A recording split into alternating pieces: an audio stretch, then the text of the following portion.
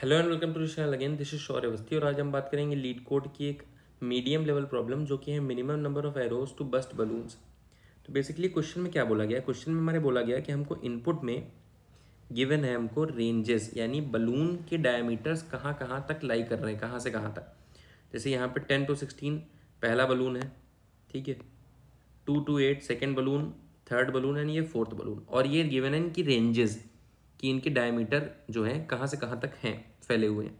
Okay, हमको minimum number of arrows return करने हैं। तो अगर हम ध्यान देखें तो मैंने यहाँ पे बलून्स ड्रॉ कर रखे हैं। जैसे यहाँ पे 10 से 16 वाला, 10 to 16 वाला ये डायमीटर हो गया, ठीक है। 2 to 8 वाला, 2 to 8 वाला डायमीटर यहाँ तक ये हो गया। 1 to 6 वाला, 1 to 6 वाला डायमीटर यहाँ तक हो गया। 7 to 12 वाला, 7 to 12 वाला डायमीटर यहाँ तक हो गया, ठीक है। अब हम क्या करेंगे, हमको चेक करने मिनिमम नंबर ऑफ एरोज कितने हम छोड़ें।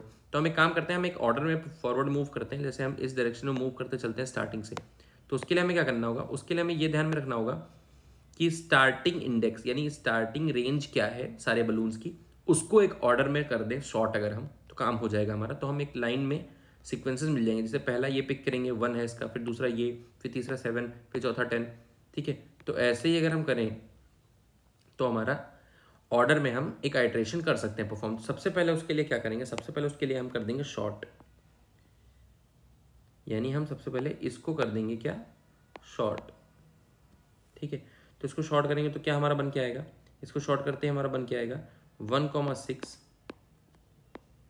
फिर 2,8, फिर 7,12 एंड देन 10,16, ठीक है, क्लियर। अब हम अगर ध्यान से देखें तो हमने क्या किया, हम अगर देख रहे हैं हमने पहले, हमको पहला बलून फोड़ने के लिए एक एरो चलाना पड़ेगा। तो उस एरो को हम कहाँ पे रखेंगे, उस एरो को लेटर सपोज हम एंडिंग पे रखते हैं। ये हमने ले लिया एक एरो, यानी अब हमारे पास एरो कितने हो गए, ARROW एरो हो गया हमारे पास 1, और एंडिंग कहाँ पे है, यानी जो लास्ट एरो हम छोड़ रहे हैं वो कहाँ पे छोड़ रहे हैं, 6 पे, ठीक है। ओके, तो लास्ट एरो हम 6 पे छोड़ रहे हैं, एंडिंग हमारी कहाँ, सॉरी लास्ट एरो हम 6 पे छोड़ रहे हैं और एरो हमारे पास 1 है अभी। अब हम देखते हैं अगला, पहले वाले के लिए हमने डील कर लिया, पहले वाले के लिए हमने डील कर लिया। हम देखते हैं अगला, अगला है 2,8।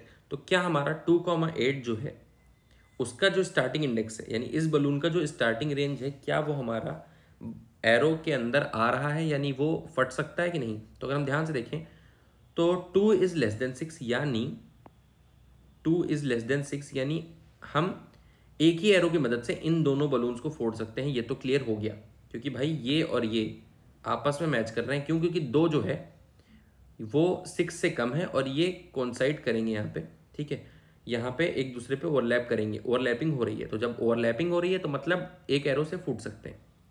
अब एरो कहाँ पे रखना है वो भी ध्यान रखने वाली बात है, क्योंकि अगर लेटर सपोज यहाँ एक बलून होता है इतना छोटू सा, ये भी तीनों ओवरलैप कर रहे हैं, लेकिन अगर हम यहाँ एरो चलाएंगे तो क्या ये फूटेगा, नहीं। तो उसके लिए क्या करेगा, जो मिनिमम एंडिंग वाला है वहां पे हमको एरो चलाना पड़ेगा, तब हमारा जो है बलून्स हमारे तीनों फूट जाएंगे। तो कहने का मतलब ये है, हमको ध्यान में ये भी रखना है साथ ही साथ में कि हमें एरो कहाँ पे चलाना है।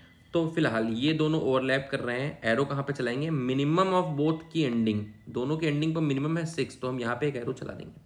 इन दोनों का काम हो गया। अगला देखते हैं, एरो कहाँ पे चल रहा है, 6 पे। अगला है 7, क्या 7 6 के अंदर आता है, नहीं आता है, यानी एक और नया एरो हमको इंट्रोड्यूस करना पड़ेगा। एरो कहाँ पे इंट्रोड्यूस करेंगे, जैसे ही हम चेक किया और 7 हमारा लाई नहीं किया, ग्रेटर देन निकल गया, वैसे ही हम एरो को 1 से इंक्रीमेंट कर देंगे और एंडिंग क्या रख देंगे, 7 वाले, यानी इस वाले बलून की एंडिंग क्या है, 12, तो एंडिंग हो जाएगी अब 12, यानी एक एरो हमने छोड़ा 12 पे। अगेन हम चेक करते हैं, अगला एलिमेंट आगे बढ़ते हैं। अब क्या एंडिंग से ओवरलैप कर रहा है, हाँ भाई 12 और ये 16 वाला ओवरलैप कर रहा है, ठीक है।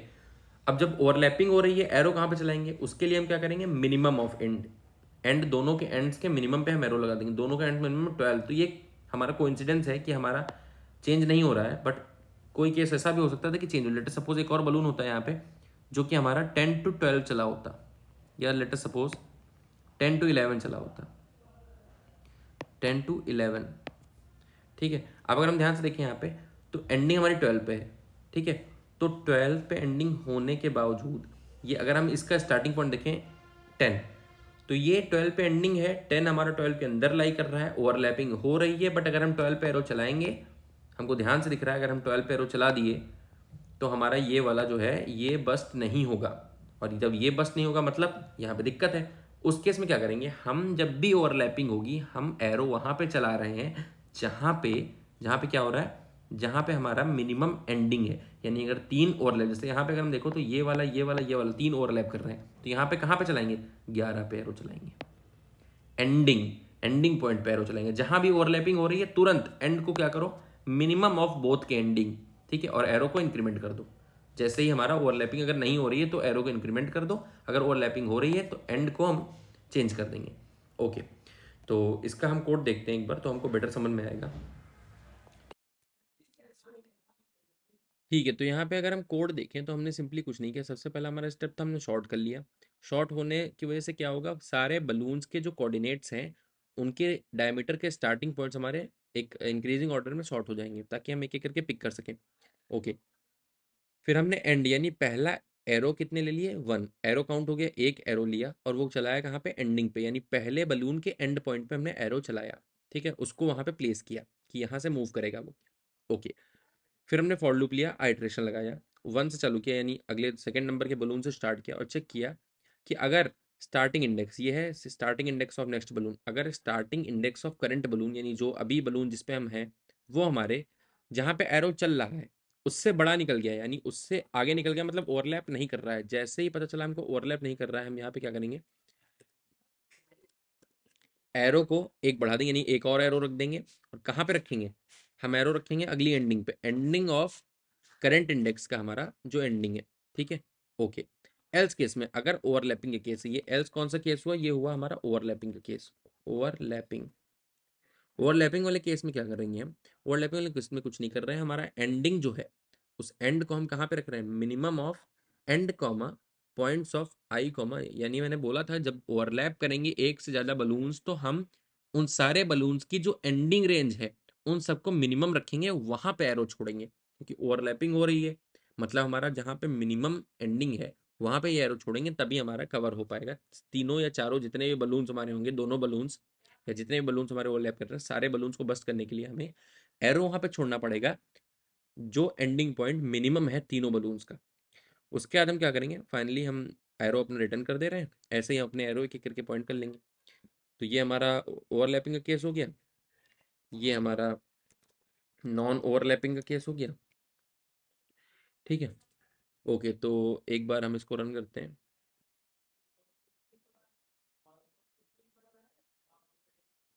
ठीक है, तीनों टेस्ट केस पास हो रहे हैं, एक बार सबमिट करके देखते हैं इसको।